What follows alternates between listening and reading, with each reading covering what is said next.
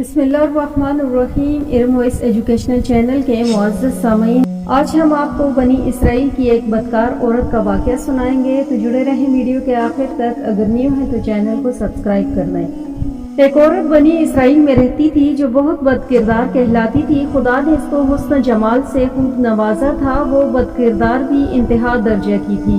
پوری بستی کے ساتھ اس کے تعلقات تھے اور وہ اتنی مالدار ہو گئی تھی کہ اس نے اپنے لیے ایک بڑا سا محل بنا لیا تھا اور ایک تخت بنوایا، اور وہ بن سور کر ملکہ کی طرح اس تخت پر بیٹھی رہتی تھی، اور اس کے ساتھ غلط تعلق رکھنے والے پورے شہر کے امراء تھے۔ اس کی زندگی ایسی ہی گزر رہی تھی کہ ایک مرتبہ کیا ہوا کہ وہ اپنے گھر کا دروازہ کھول کر تخت پر بیٹھی تھی کہ قریب کسی اور بستی کا نوجوان آیا جو نیک تھا، عبادت گزار تھا، اور ادھر سے گزرا، اور گزرتے ہوئے اچانک اس کی نظر اٹھی اور اس عورت پر جا پڑی، اور اس عورت کی ایسی تصویر اس کے دل میں چھپی کہ وہ آگے تو چلا گیا مگر اس کا دھیان ادھر ہی بھٹک گیا۔ پھر وہ مراقبہ میں، ذکر میں، تسبیحات میں، تلاوت میں جب بیٹھتا تو اس کا دل ہی نہیں لگتا تھا۔ اس نے روزے بھی رکھے لیکن خیال نہ نکلا۔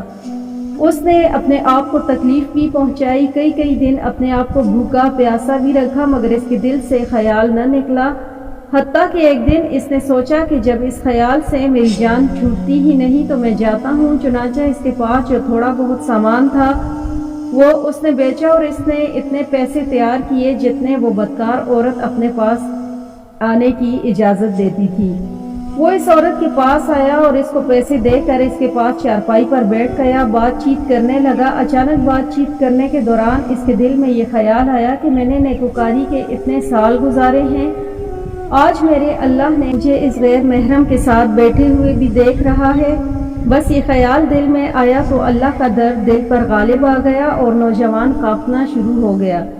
عورت نے اس سے پوچھا کہ تم کیوں کانپ رہے ہو، تمہارا چہرہ کیوں پیلا ہو گیا ہے؟ اس نے کہا کہ بس میری طبیعت ٹھیک نہیں۔ اس نے کہا کہ پھر تم جس مقصد کے لیے آئے ہو وہ مقصد پورا کرو اور جاؤ۔ اس نے کہا کہ نہیں۔ عورت بڑی حیران ہوئی کہ آج تک میں نے اپنی زندگی میں کوئی ایسا مرد نہیں دیکھا جو میرے قریب اور اس طرح چارپائی پر آ کر بیٹھے اور پھر برائی کیے بغیر چلا جائے۔ یہ نوجوان کیسا ہے؟ مگر نوجوان نے کہا کہ اچھا میں جاتا ہوں۔ اس نے کہا کہ تم کون ہو، کیا ہو؟ اس نے بتایا کہ میں اس نام کا بندہ ہوں اور فلانی بستی کا ہوں، اور میرے دل میں یہ خیال آ رہا ہے کہ میں نے اتنے عرصے مصلے پر بیٹھ کر گزاری، آج میرا اللہ مجھے تیرے ساتھ بیٹھے ہوئے بھی دیکھ رہا ہے۔ بس اس کے بعد اس نوجوان کی آنکھوں میں آنسو آ گئے اور وہ چل پڑا۔ اب وہ چلا تو اس عورت کو جو تھوڑی دیر کی صحبت ہو گئی، اس کی برکت اس کو مل گئی۔ چنانچہ عورت کے دل میں خیال آیا کہ یہ کنوارا نوجوان اتنا اللہ سے ڈرتا ہے جبکہ اس نے گناہ بھی نہیں کیا، اور میں تو سارا دن اور ساری رات گناہوں کا مرتکب ہونے والی ہوں۔ اس کے دل میں شرمندگی پیدا ہوئی، دل میں خیال آیا کہ اچھا چلتی ہوں اور حضرت موسیٰ علیہ السلام سے پوچھتی ہوں کہ کیا میرے لیے بھی توبہ کی کوئی صورت بنتی ہے۔ وہ اپنے گھر سے نکل پڑی اور اب اس کو بستی کا ایک بندہ پہچانتا تھی، وہ ایسی نامی گرامی چیز تھی۔ وہ چلی اور جا کر حضرت موسیٰ علیہ السلام کو جو دیکھا تو وہ اس وقت بنی اسرائیل کے لوگوں کو نصیحت فرما رہے تھے۔ اس نے کسی آدمی کے ذریعے پیغام بھیجا کہ حضرت موسیٰ علیہ السلام سے جا کر کہو کہ میں نے آپ سے ملنا چاہتی ہوں۔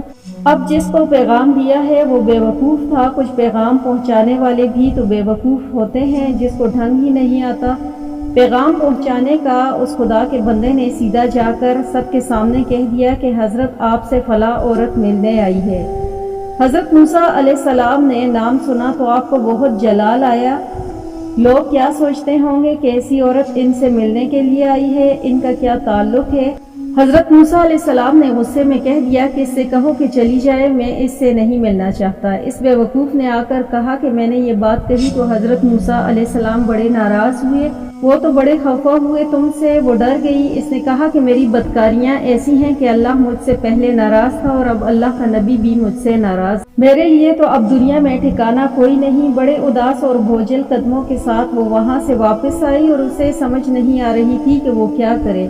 اب وہ حیران تھی کہ اللہ کے نبی نے بھی میرے ساتھ بات کرنا گوارا نہ کیا، میں اتنی گری ہوئی چیز ہوں کہ وہ بات کرنا بھی نہیں چاہتے۔ चुनाचे वो घर आई और इसने घर की कुंडी लगाई। इसने अपने किसी बड़े से सुना हुआ था कि बंदा जब अपने रब को मनाना चाहे तो इसको चाहे वो उसके सामने सजदा करे। चुनाचा उसे कोई और तरीका नहीं आता था। घर की कुंडी लगाकर एक जगह इसने अल्लाह के सामने सजदा किया कि मैं तेरे सामने झुक रही हूँ, मेरा कोई नहीं अल्लाह तेरे सिवा। उसे पूरी दुनिया में और कोई निजात का रास्ता नजर नहीं आता था। फिर अल्लाह की शान देखिए कि इसने रात गुजरी। अगले दिन इसके दिल में ख्याल आया कि मैं औरत ज़ात हूँ, अकेली मकाम में रहती हूँ, एक मेरी खादमा है, तो मैं अगर नियत कर भी लूँ तो जितने लोगों ने मेरे साथ बदकारियाँ की हैं वो तो मुझे इसमें नहीं रहने देंगे, तो बेहतर है कि मैं इस जगह को छोड़कर चली जाऊं। इसने अपने आप को एक सादा से कपड़े में लपेटा और ताकि कोई कपड़ों को और हुस्न जमाल को न देखे, ये कौन जा रही है। फिर इसने सोचा कि औरत ज़ात हूँ, कहाँ जाऊं। दिल में ख्याल आया कि वो जो नेक नौजवान था जिसके दिल में अल्लाह का इतना खौफ था कि वो अल्लाह के डर से कांप रहा था, क्यों ना मैं इस नेक बंदे के पास चली जाऊं और इसकी खादमा बनकर रह जाऊं। मुमकिन है कि वो मुझसे निकाह कबूल कर ले। ये इस बस्ती की तरफ चल पड़ी। चुनाचा ढूंढते हुए ये इस बस्ती में इसके घर पहुंची और घर वालों से कहा कि मैं फलां बंदे से मिलने के लिए आई हूँ।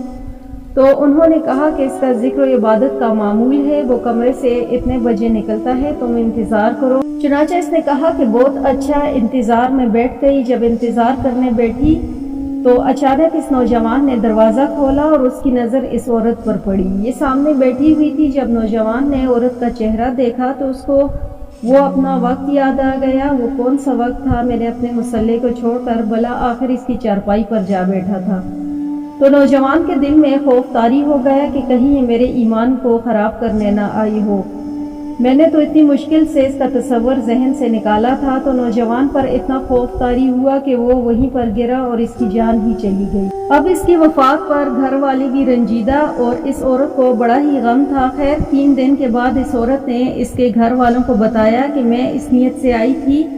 तो उन्होंने कहा कि अब तो वो इस दुनिया से चला गया है, इसका एक भाई है, अगर तुम मुनासिब समझो तो हम इससे पूछ लेते हैं, अगर वो तुम्हारे साथ निकाह कर ले तो तुम उसके साथ निकाह कर लो। उसने कहा कि ठीक है। जब भाई से पता किया तो इसने कहा कि ठीक है, अगर पहले से ये ऐसी औरत रही और अब तौबा की नियत कर चुकी है तो मैं इसको अपने निकाह में कबूल करता हूँ। चुनाचे इस औरत का इसके भाई के साथ निकाह हुआ और इस औरत को अल्लाह ताला ने 7 बेटे अता फरमाए और वो 7 बेटे बनी इसराइल के औलिया में से गुजरे। ऐसी बदकार औरत भी अगर तौबा करती है तो अल्लाह ताला उसे 7 वलियों की माँ बना देता है। वो मौला कितना करीम है।